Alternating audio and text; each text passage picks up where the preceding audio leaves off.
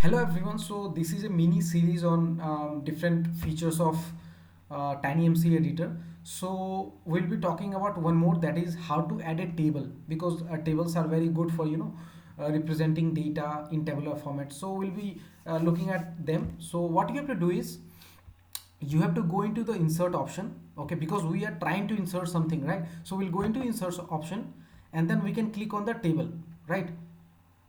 So the first thing is either you can do this, or else there is an option directly for table, that is this one. So you can click on this one. Now they will be asking you what will be your table size in rows and columns, right? So suppose I want to go with 3 into 3, right? So I'll click on this 3 into 3, or else, okay, let's do this with 3 into 3. So the first one will be like serial number, suppose. Second one will be like name, right?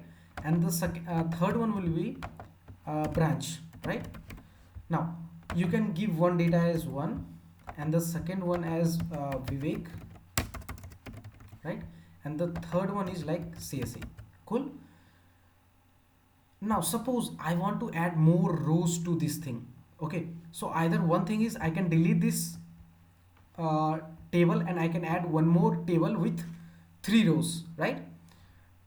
But there is another method, and that is simpler than that, that is to go over here and you can, as you can see, insert row before, insert row after. So we have to add a row after, right?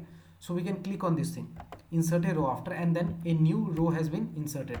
So I can go into creating new items, and this is like uh, demo, right? And his branch is also something like demo, right? Again, if I don't want this row, what I can do is I can go into this thing and then I can do it, click row, right? So that row will be gone. Suppose I want to add a new column. So suppose we want to add a new column as name, branch, and then we want to do it as CGPA. So what we can do is insert column before, insert column after. So I'll be doing it after, like whatever thing is there, after that I want to add a new column. So I can do is insert new column after, and then I can do name as CGPA, right? And then I can do it as 9. So this way you can add tables into this thing, and it's very simple to use. I hope you have got it.